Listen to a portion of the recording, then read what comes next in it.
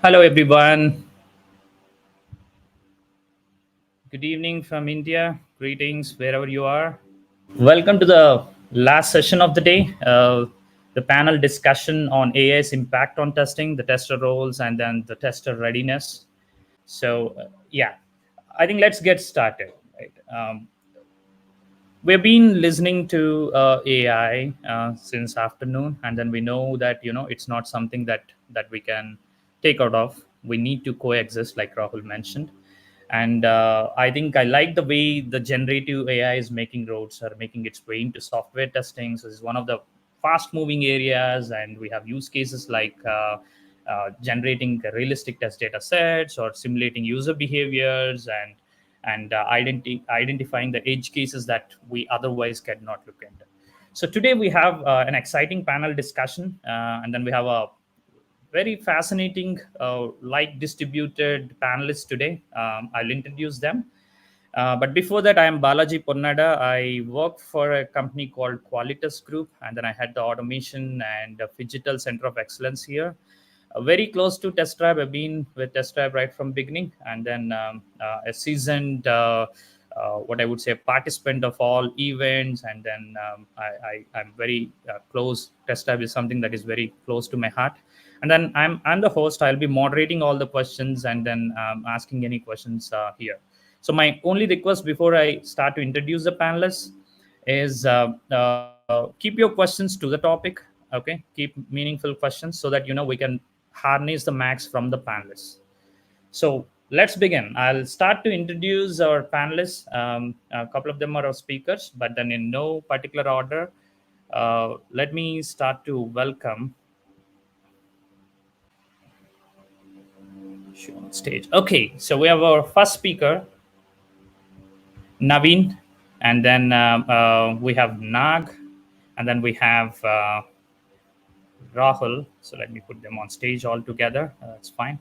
Okay, so let me introduce each one of them. So Navin, I think he comes from a dev background. He works for a company called ThoughtWorks, and then he's here to share his experiences more on the AI side of things from a dev perspective, and what his take on testing, and then how does AI impact on software testing a little bit more from a developer side of things. Welcome, Navin.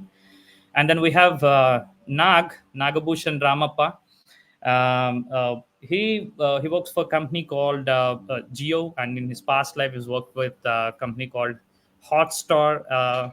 He comes more from a performance side of things, scalability and reliability. So anything from that perspective is here to share insights. Not just that, but is most of his expertise into that. And then we have Rahul, person. I think we have started this session conference today with Rahul, person who doesn't need a lot of introduction. So he's a coach and mentor for a lot of people, including me. And then he's here to share his thoughts and perspective more from a testing perspective, or how does it help from the tester. So we have a very welcome Rahul, welcome Nag. So we have a very diversified panel here. So it's up to us to harness what we could. So keep pumping with all your questions, and people, if you think your question is already there, keep upvoting.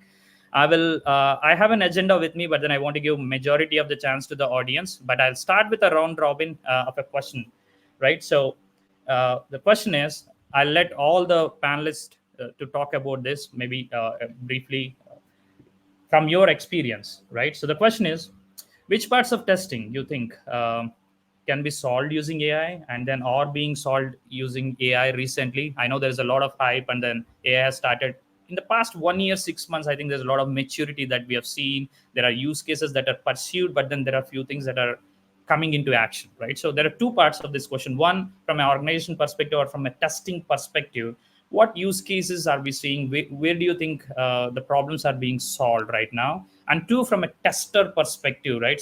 So where do you think they can use it? So we'll probably start with Rahul.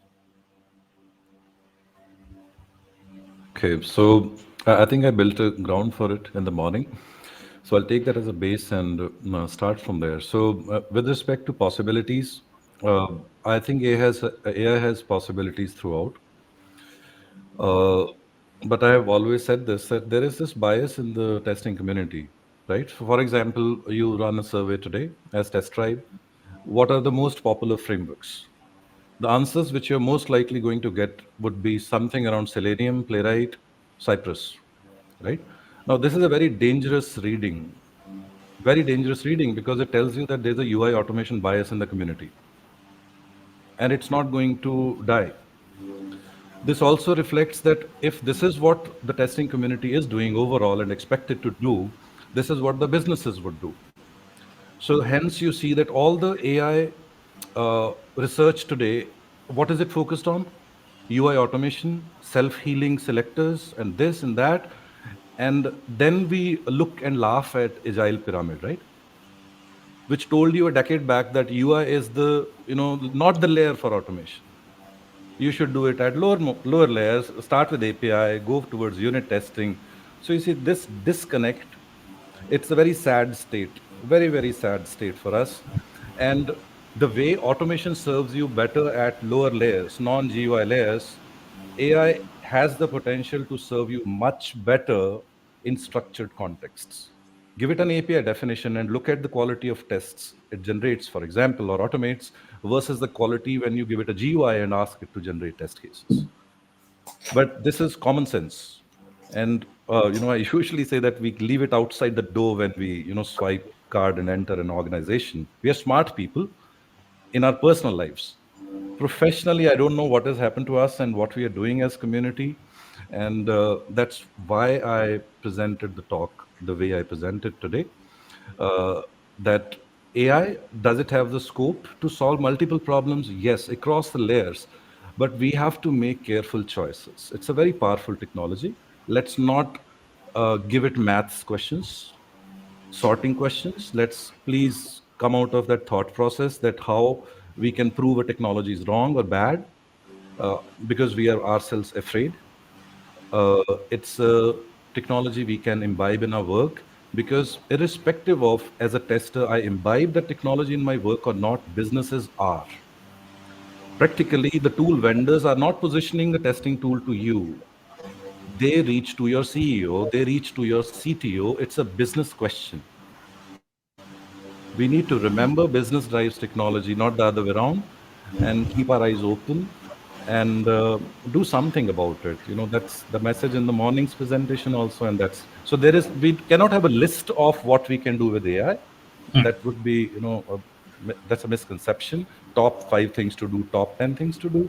Just look at the problem. Is it a deterministic problem? If it is a deterministic problem, you are overusing AI for it. If it is a non-deterministic problem, there's a potential of AI in it. It's a very simple rule of thumb, and there are like huge opportunities which we all could benefit from. So I'll pause here. Yeah. So, Rahul, a follow-up question. So, from the org standpoint or at a testing process standpoint, are you seeing any areas mature or any like focused areas red hot? This is where AI is being used. These use cases are maturing or anything like that. In the morning, you mentioned about duplicate test cases. Well, you see, there are many use cases from which organizations can benefit, right? For example, automation in testing. We all know that's a much better concept than test automation. But what are the tools which the community created so far? They are all test automation tools, not automation and testing tools, right? Like, for example, report generation, test data generation. There's so many opportunities, result analysis, right? Finding test duplicates. There's so many use cases, but I'm a business person. Why would I create a tool which nobody buys? I would create a tool which the community is asking me, and the community is blinded with UI test automation. So even the best minds in the world, like you look at them, I'll not name them. You locate top 5 people in testing world who are doing AI work. Look at their work. They are solving UI test automation problems. Not because they can solve only UI test automation problems. It's because they are wise people. They have to make money. Okay, so don't look at the existing state of tools to basically say top 5 tools in AI. It's a Yeah. reflection of who we are, Yeah. and we can't use, if we in test automation world or testing world we were doing poorly, we would make a poor use of AI also, and we would actually drive the world to keep creating poor tools for us. They are very intelligent minds in AI world, and they can do much better for us. So, that's my concern. Constantly, I'm in that concern. Yeah. So think beyond automation is what you're saying. I mean, not Like, just that. Anywhere. like not think beyond test automation Test first, automation. Yeah. and go back to basics. Like, ask an LLM question about boundary value analysis. It's not a question to ask. We need to go back, study state transition testing, classification trees, pairwise testing. If you're taking a testing problem to AI, my Mm. expectation is it should enable you as a person to do more. Right. Like the Otherwise, localization what is it example, doing? I think If you're you just mentioned. converting that I can do boundary value analysis, let AI do for it. You are replacing yourself with AI. We are creating that. So if we learn more, if we are able to basically do more than an LLM, is where we prove our value. And that's the fight I am in. That's the fight I am in. That I am studying LLMs to, first of all, use them as a tool. And second, to find that which are the problems it is solving better than me or at my equivalent level. And now what is my role left? And how do I enhance that role as a consultant? Right. Wonderful. So those are the questions like, these are practical questions before me, because Yeah. I'm not a manager 20 years later. I'm an individual contributor. So if a person says I'm 2 years experienced, I have a fight in the industry, believe me, it's the same fight I have 20 years later, because I chose to be an individual contributor. It's the same struggle. Right. Yeah. Wonderful. Thank you. Thanks, Rahul. So now, from maybe start with your performance and scalable perspective. Any use cases, anything where you think AI could help, or are you seeing something already? Yeah, Balaji, yeah. Rahul, that was a good one, Rahul. So, going by my experience, right, I think I'll also give a little bit of context before I particularly start talking about performance or anything. So there is always this era, right? Like, so it's a pre ChatGPT era and post ChatGPT era. So now I think the playground is very much level. There is no such difference between somebody who is always being developing something, or who is a developer, and tester, like, who is always in need for some development of framework and he's not getting sufficient help and all these things, right? So now the playground is very much leveled. Development is pretty much solved. And also, I think we also need to understand in this entire forum that we are talking about two different things, right? One is a AI and the other one is a generative AI. So I think the world of testing, quality engineering, and reliability, these are heavily driven by generative AI as of now. Okay, and AI is yet to come, because what I see is, like, now there is already a big buzz in the world, which is agentic workflows, right? So that is when that comes, we will see a pure AI running the entire workflows end to end. So I think what I'll do is I'll very much restrict my entire points to generative AI for the benefit of everybody to understand this, right? And also, everybody should understand, uh, if you look at the pre ChatGPT era, so building a LLM, large language models, was a very specialized area, very specialized. I think if any of your company had any of the R&D section, you might have seen some very PhD scholars, doctorates sitting over there doing all the LLM thing and everything, right? So post ChatGPT, building an large language model is just the one search, one Google, right? Like, you'll pretty much get all the details what you need, and you can very well develop your own LLM, right? So this is the ease what we have in the market right now, and this is something everybody should start using, right? Like, and also, in the last conference, I actually spoke about three section of people: enablers, users, and ignorers. I think ignorers, I don't see anybody is there as of now who is still ignoring generative AI or AI. So generative AI will be part of our life. It is already part of our life, and it will be part of our life very soon, right? And coming back to the question, right, Balaji, the use cases, how exactly our journey started in Geo is, I think coincidentally I was in the right place at the right time. Reliance Geo, particularly in the e-commerce, had a very beautiful use case to implement generative AI at the earliest. right? So the as a being in a leadership team, the one very first thing what I did is I carved out a squad of team who will dedicatedly start working on this. Okay. And I've kept the remaining set of people as a users. Like I have got two groups now, enablers and users, right? The enablers were those who had some very good enthu or interest in terms of learning the LLMs, generative AI, what to do in this, and a bit of good technical understanding. Like these are like my very niche SDETs and architects. What I did is I carved out that team, and pretty much mid last year we started building this, and we have come so far, and we have built a lot on the generative AI, right? Like so it could be data curation, it could be modeling any level of architectures, like training the model, scaling the model. Like these are the various parts this particular squad team has been working. These are basically my enablers, right?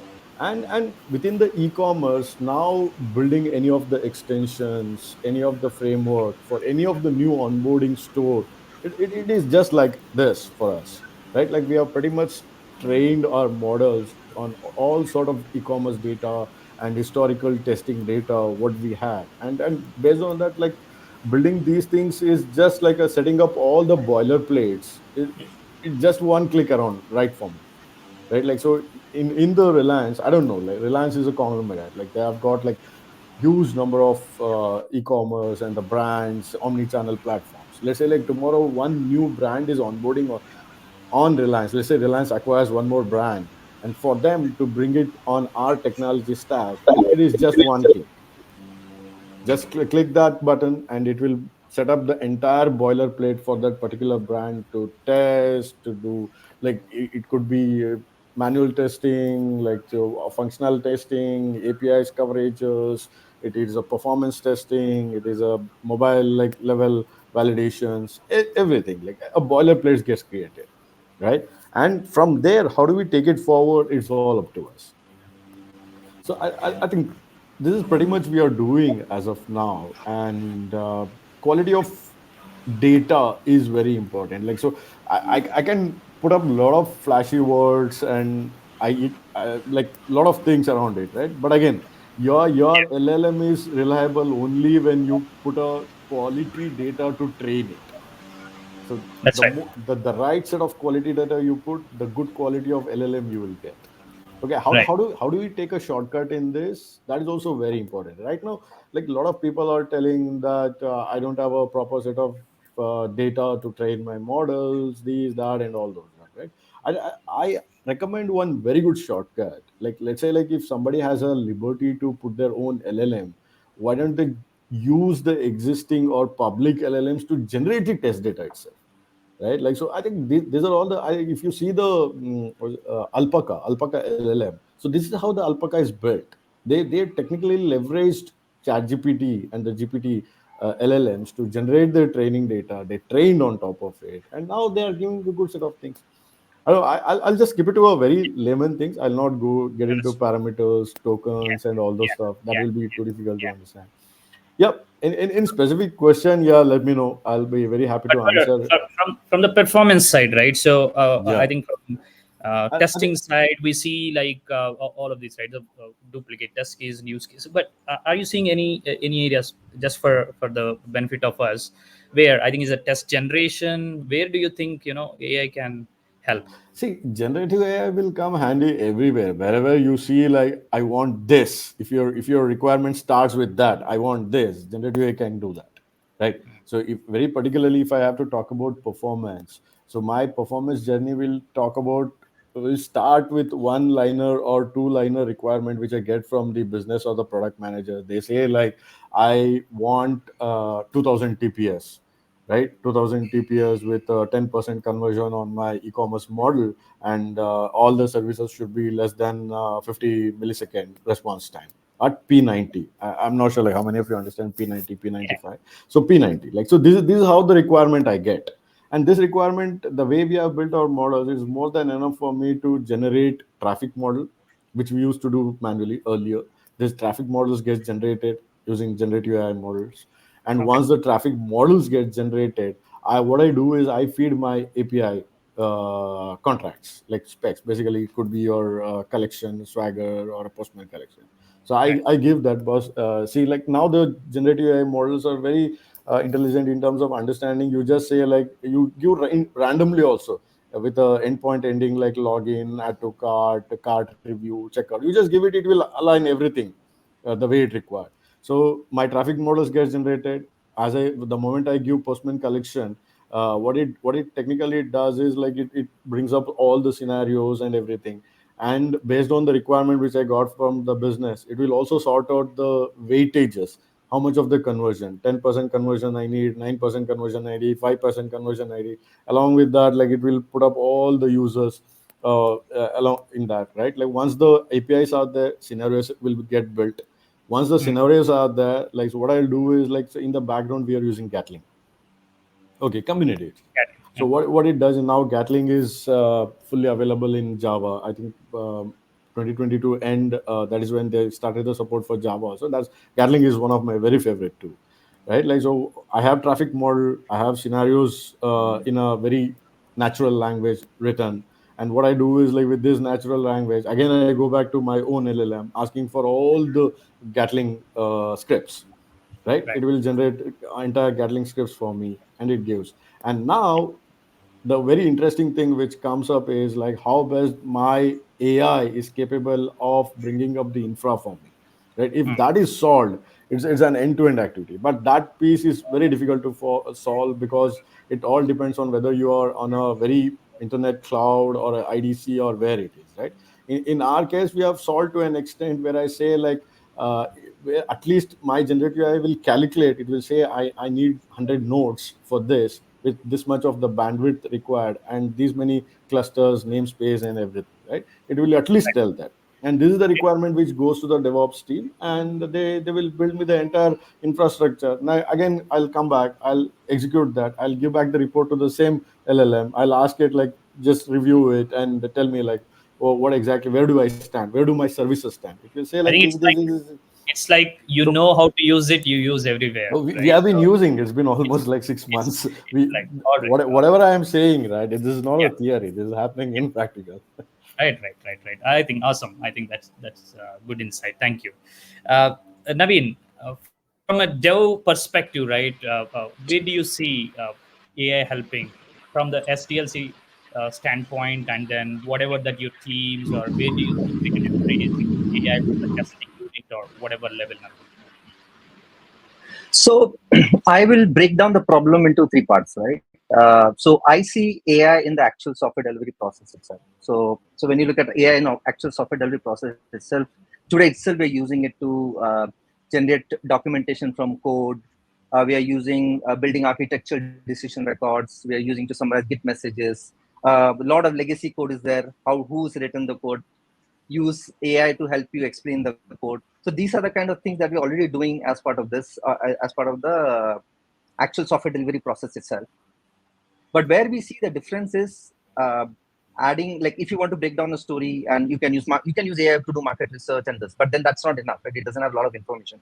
So you have to provide the context to it and give it a structure on how to give that information. And that already we are able to do that, and that's the secret sauce. Right? If I want to do specific set of things around how requirement is broken down into pieces, how to even build a QA strategy document, right? Based on my past QA strategy, how those things we could see AI is already helping. So that's the first part. Second part is AI in the software tool itself. Okay,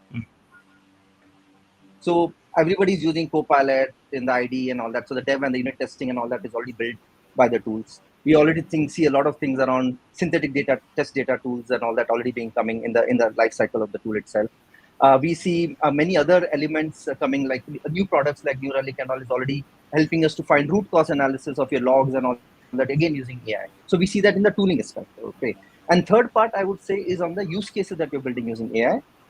That is where you are saying, okay, I have a lot of organization information that is there in the past. Can I use AI to help me get that information and give me an answer to it, right? So just to give an example of QA strategy itself, right? There are some really good QA strategy built in the past somewhere.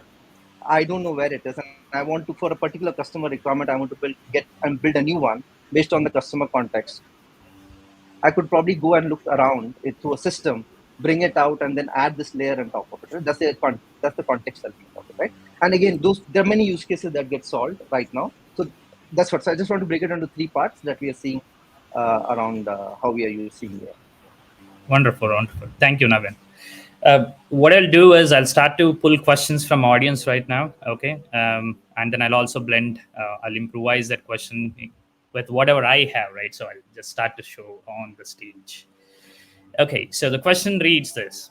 If AI can do the job, then how would be the future of job selection for developers and testers be? I'll just extend that question a bit, mostly for you, Nag and Rahul. I think recently NVIDIA's founder said that the coding may not be the considered as a special skill in future, right? So what's your interpretation of the statement? How do you think testers should mold? Are there any new skills? Is it prompt engineering? What do you think about it? Rahul, to start with. Uh, I have a presentation from 2017. It's called Bell Bottoms and Beyond, where I had asked the question, why do we code? So, in case participants are interested, you can have a look at the presentation. It's a non-AI presentation about AI. That Mm-hmm.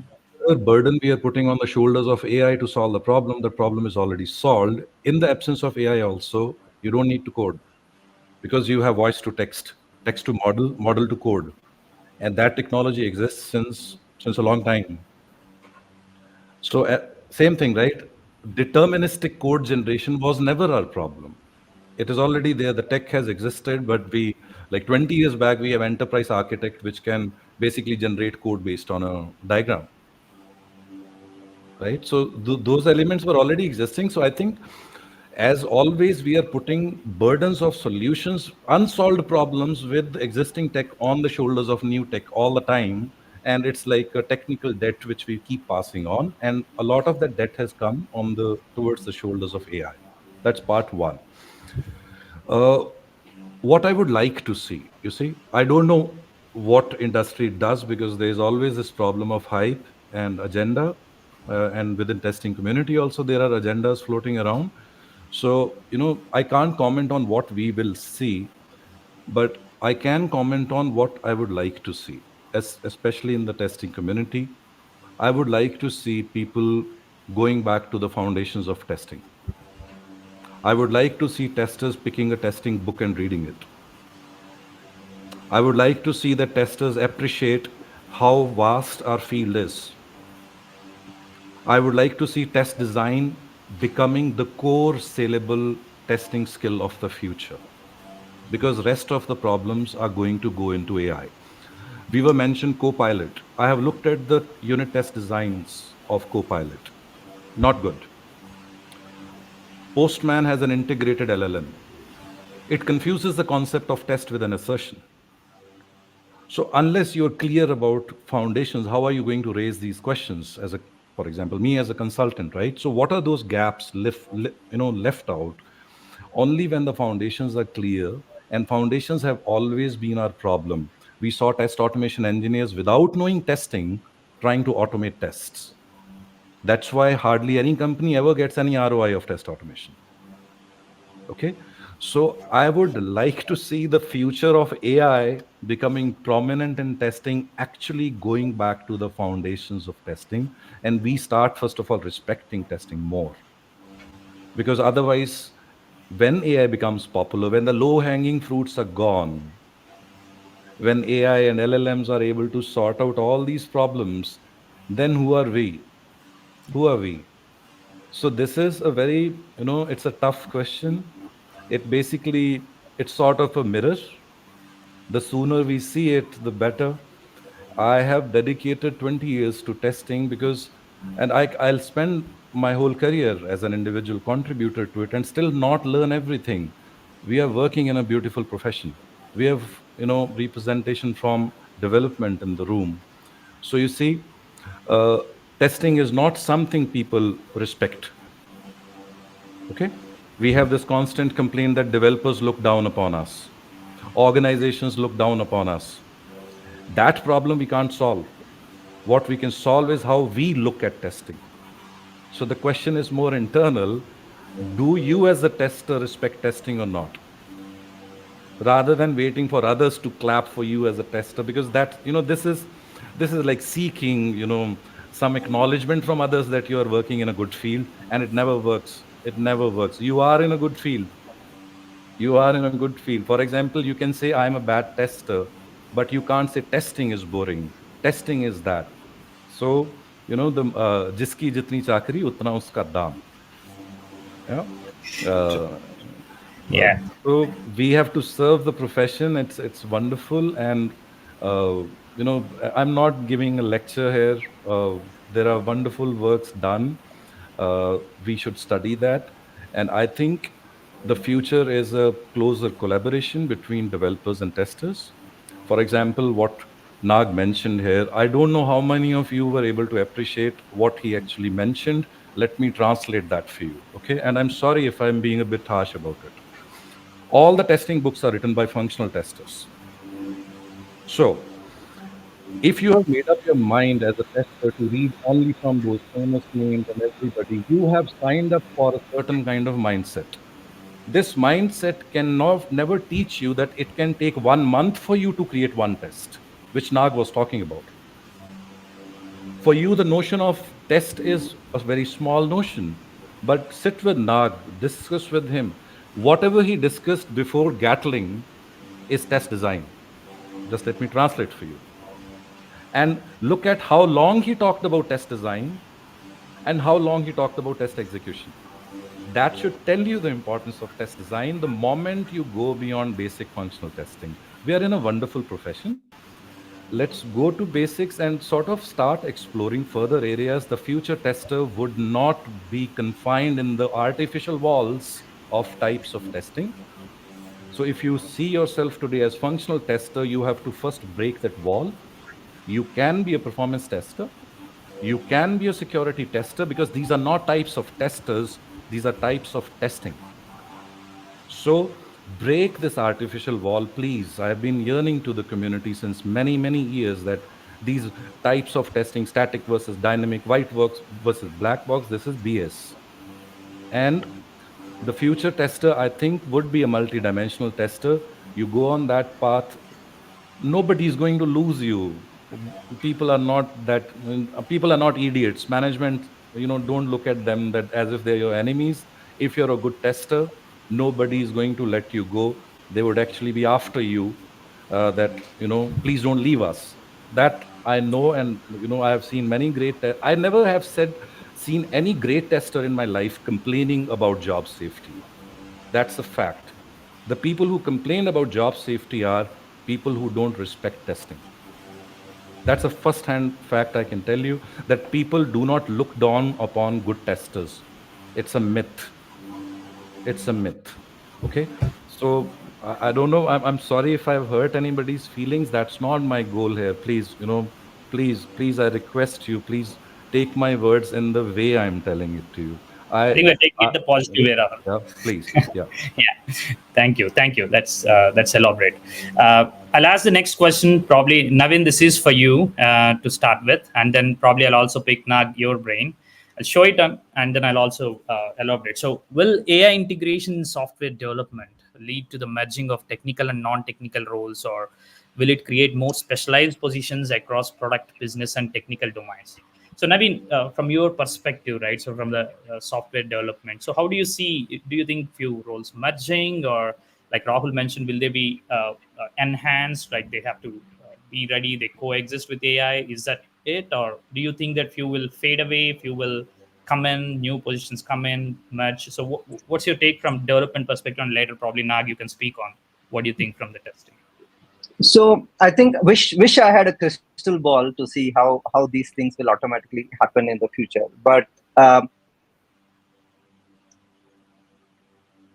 my theory, and again this is just my theory on, and please don't quote me anywhere. And based on readings that I've seen on other people, right? I think our roles and responsibilities, and I'm not going to call myself as a BA, QA tester or something. Our roles and responsibilities, what we do will shift as these tools and these platforms becomes more and more mature. So we may need to what Rahul said. Whatever we do, the fundamentals are important. But at the end of the day, how we use the tools, you need to also know how to use the tool and when to use the tool. Okay, and if you don't know those fundamentals, whether it's an AI tool or a non-AI tool, that will always be a problem. So I, again, going back to the first principle basis, I think as different as these things mature, our roles and responsibilities will change, and what we do will change to some extent. But how we leverage this tool will give us the differentiation as we go in the future. That's my take on that. All right, thank you. Nag, what do you see from your side? Hey, so definitely the roles will shift everywhere. So there is no second thought in that, and pretty much we have already seen this in the last 1 year, right? In my area itself, like pretty much, I would say that the people who are more of test architects, so they are now my AI testing strategists, right? Like we also like giving some fancy names over there, but again, it's just not for the naming convention, but they are also exhibiting that level of knowledge in terms of ML, in terms of LLMs, in terms of fine tuning it, maintaining it, all these things, right? And also I would say, as I earlier said, SDAs will be more into AI test engineers, right? Like so, again, back to the roles, what you said, like it's also important, like what are we trying to replace in today's date right now? If somebody is still trying to build the boilerplates manually by going into all the frameworks, coding and everything, that's already obsolete. Okay, now generating boilerplate has to be through generative AI. And after that, if you have to make it work for your business needs, that's where these specialized people will come in picture. Hmm. My AI ops team, basically who are more into the testing, they will make sure like they will bring in all flavors to make it work. That is the AI ops team's job. My AI test strategist guy will say like these are all the models we need, these are all the data we need to be required to train our models and everything. My AI test engineer will come and say I've developed these tools, or integrated these tools, and this will help me to build a boilerplate which was taking like 2 weeks earlier, like now it is done in like half an hour or something like that, right? So this how like role shift will happen, like so, believe it or not, it's already in place. And testers have to gear up, right? Like Right, so, there is no second thought. Like I don't know, like we are started still at a very early stage, and again already we have seen so many advancements. And right, I really recommend everybody to at least go and see the YC registries, right? Y Combinator, the kind of projects they are published over there and all. My God, like they are like decades ahead of us. right, So that's the thought process we should have. And like role change will definitely not impact as long as we are, as Rahul said, right? We should be ready for everything. We should be ready. Like take right. it up, like do it, and yeah, we are done. Now, more straight question. Okay, so I'm on your team. Okay, I'm on your Mm-hmm. team, Mm-hmm. and then I'm an AI.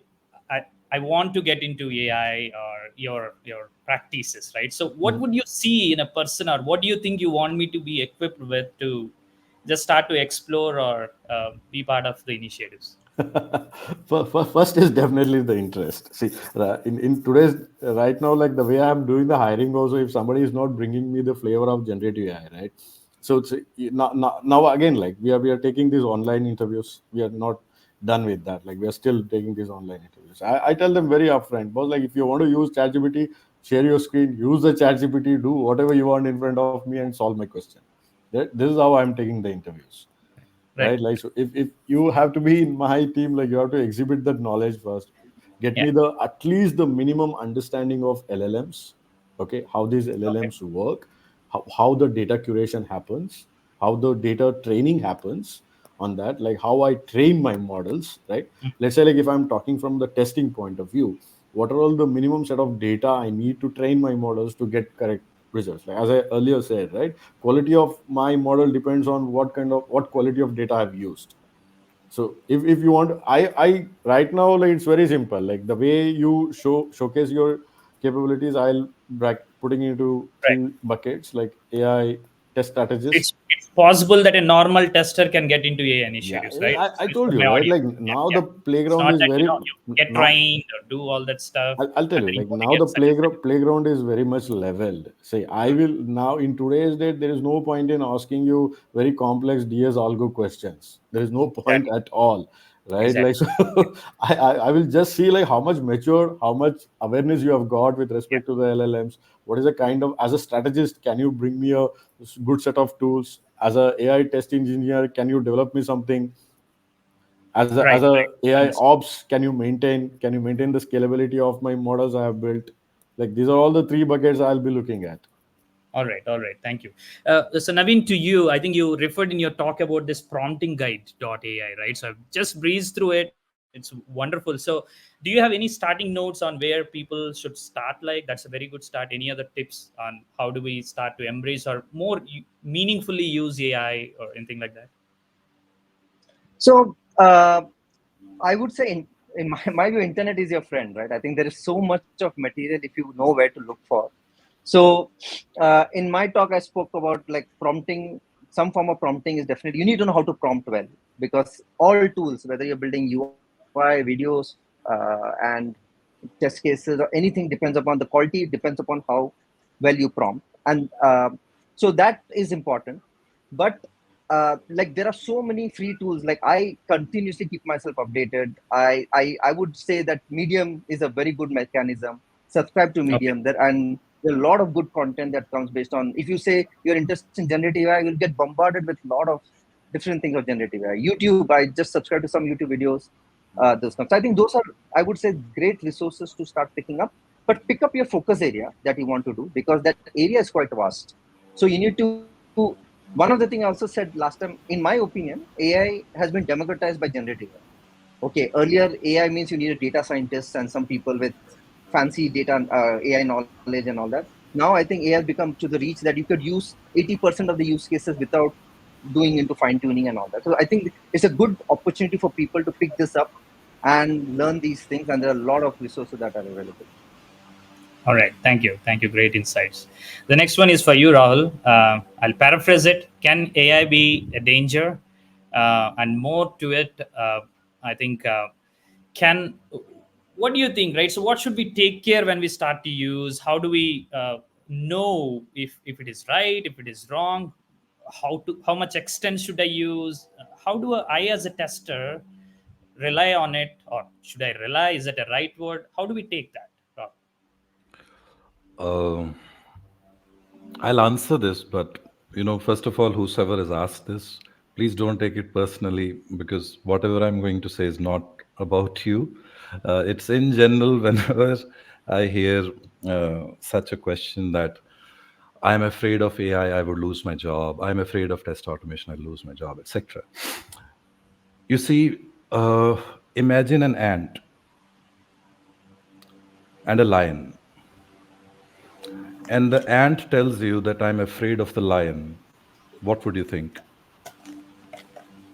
That ant should actually look for some worthy enemies, right? Wasp, or some insect. So you see, sometimes it's like, these superhero stories that if our nemesis looks big, we look big. We need to come out of that mentality. Our job loss, many of the job losses should have happened in last 10 years itself. The moment we turned testing into a mundane activity, okay, for a large part of our job, that very poor testing is done. I'll tell you one simple example. So one of my friends from my school time days, he's developing an AI product. So what it does is that it loads the website, it creates a map of all paths through it, and then it starts there is no self healing or something. There's no concept of automation because it understands the context of the app. It self generates the code for automation through it. It's within that mechanism is self healing built, and it generates test cases, and it does a visual diffing. Okay, and it's still a beta kind of version. The product name is Relics. So they ran this product by me. You know what is the poorest part of that product? What is the poorest part? The poorest part is test design. And I've written publicly about it. In fact, in today's paper, which I was supposed to print, if you look at it, I have criticized the product that this is its weakest space, that they are not able to do test design, and a large part of that is actually the cost of API calls to OpenAI rather than doability. People who can do this can very well do basic test design. Please understand. Okay, so now you see this ant and lion theory is that there is all this tech exists, but I told him that you're doing poor test design. And you know what he said? That whichever company we have pitched this product to has told us that our testers do worse than this. Imagine that a product which gives you these happy path scenarios, little bit variants, and you are trying to sell that product for testing, and the other side, rather than criticizing it, is happy with it by saying our so-called human testers, for which all these LinkedIn posts go about, that how humans are great, they are doing worse than this. We should lose our job because of not understanding our core profession, not because of AI. Because if we understand that well, AI is our partner. Why would we lose a job because of a partner? It's a skill we would learn. We complement it with who we are. We do better testing. Then where is the danger? On the other side, if this danger is more on the ethical front, on the security aspects, on data losses, you should worry about that subject. If you are, worried about society in general, about world economics in general, about the overall societal impact of job losses, and what is the eventual, thing about it, you are interested in politics and those aspects, then this is a question for you to worry about, yes.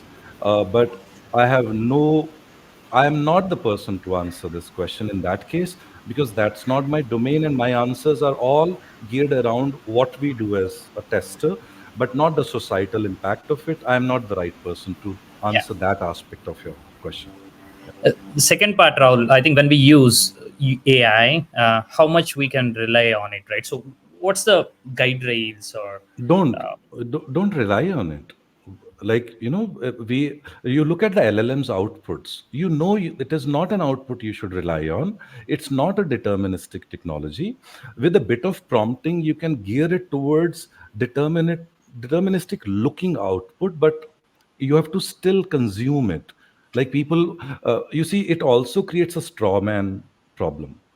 That, let's say there is a legal counselor somewhere, he used LLM and now it's a big mess. That becomes such a bad example that now people say this is why we should not use LLMs, because of somebody being an idiot about it. yeah, Right?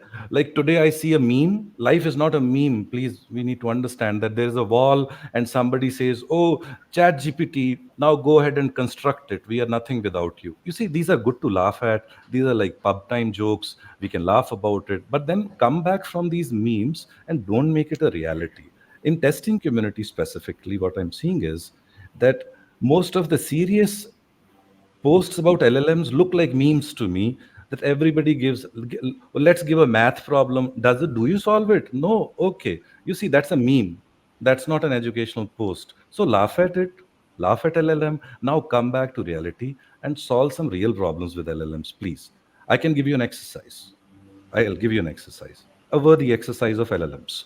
You're asking, what are the top 5 things in AI? Do you understand that's an LLM question? That's not a question to be asked from a panelists who are trying to spend their time here. Okay, so here's an exercise on prompt engineering. Use persona pattern, use root prompt pattern. Please take a note. Persona pattern, root prompt. Try to create a panel discussion. Take Navin's profile, create a persona. Take Nag's profile, create a persona.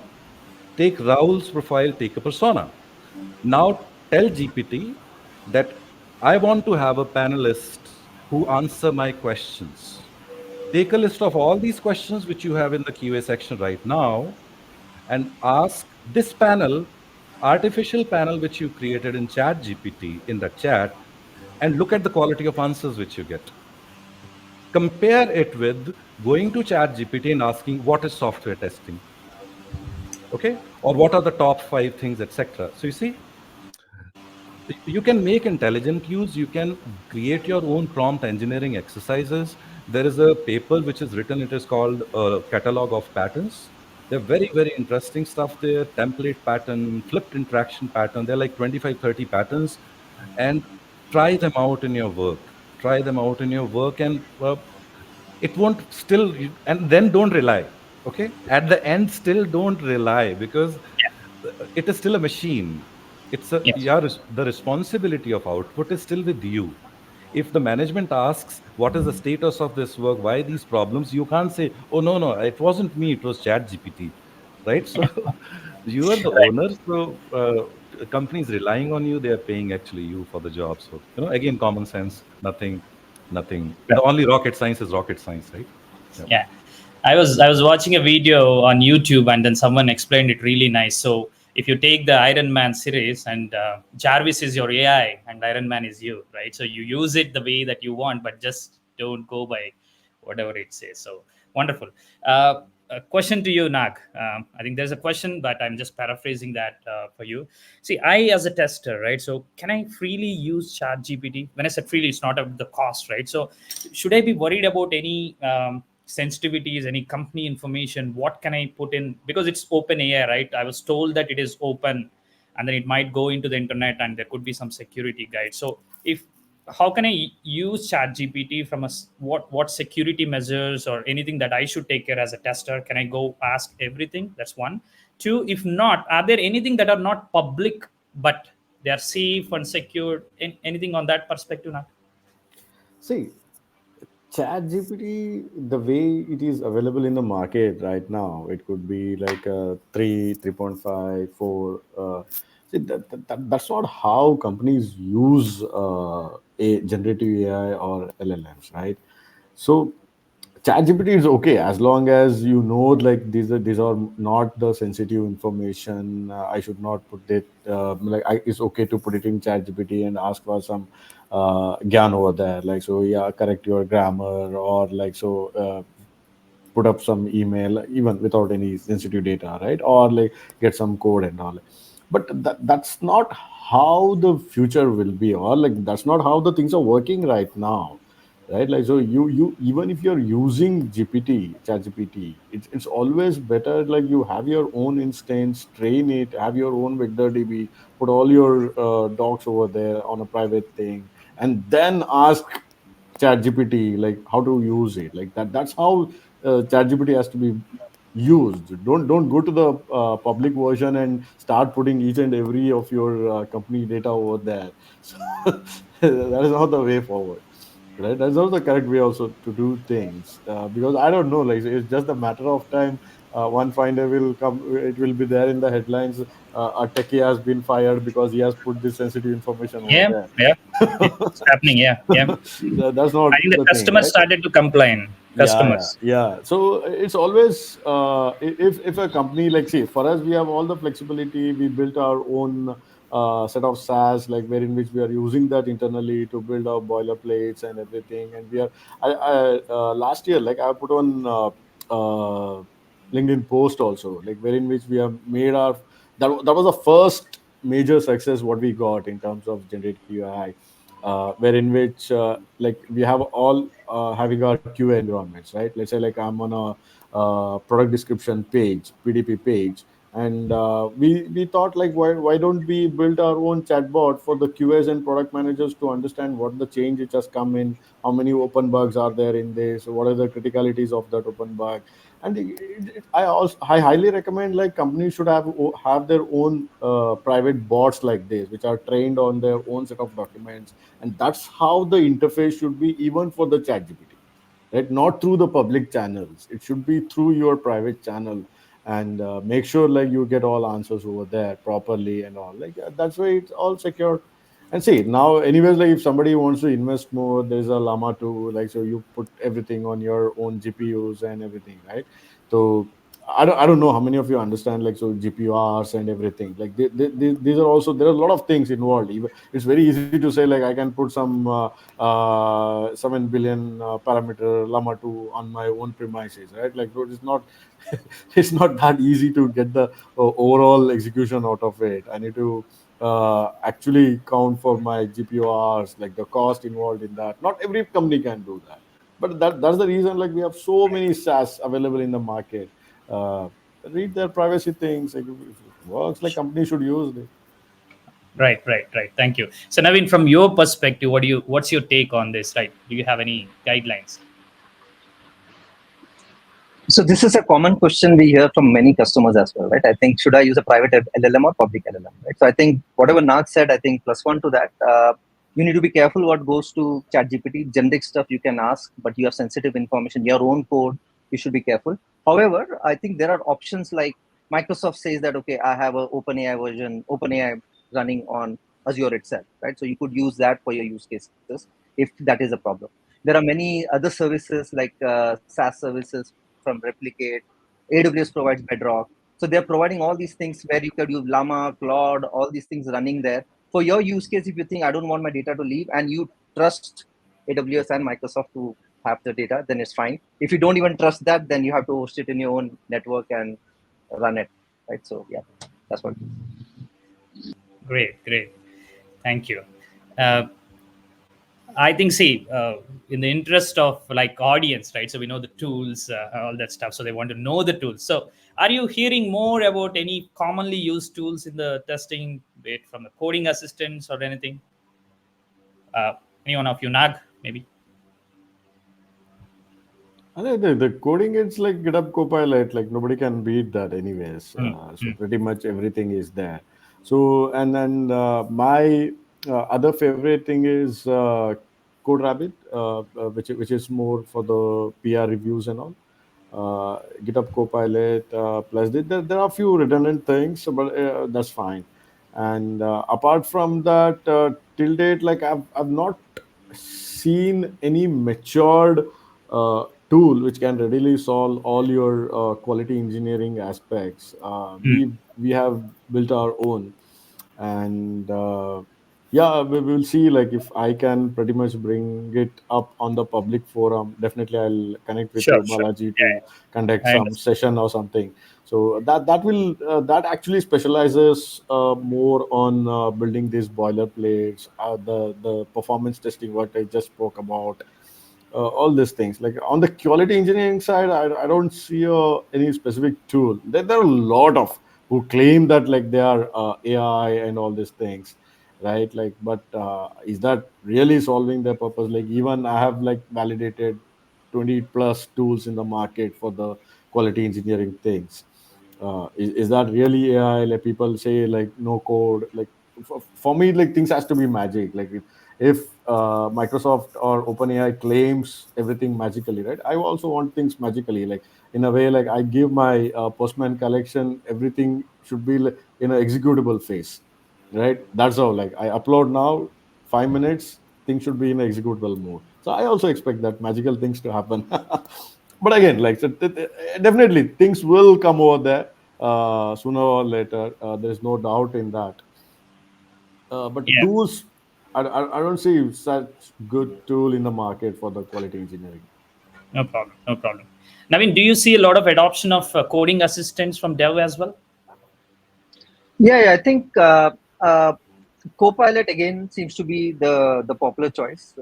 There are stuff like Codium and all that also that claim Mhm. to have they provide those things. So I guess we need to select the ones that make sense, and some of them allow you to host it in their environment so that your code doesn't go out. So those options also exist. My only thing is, whatever, again, my experience using these, you need to take the output with a pinch of salt. So they are assistants and they are not replacements, right? So and especially if you are writing code which is generic and standard, yeah, they do a good job. Yeah, but if you're writing code, like, the best thing is write a code for generative AI using code assistant.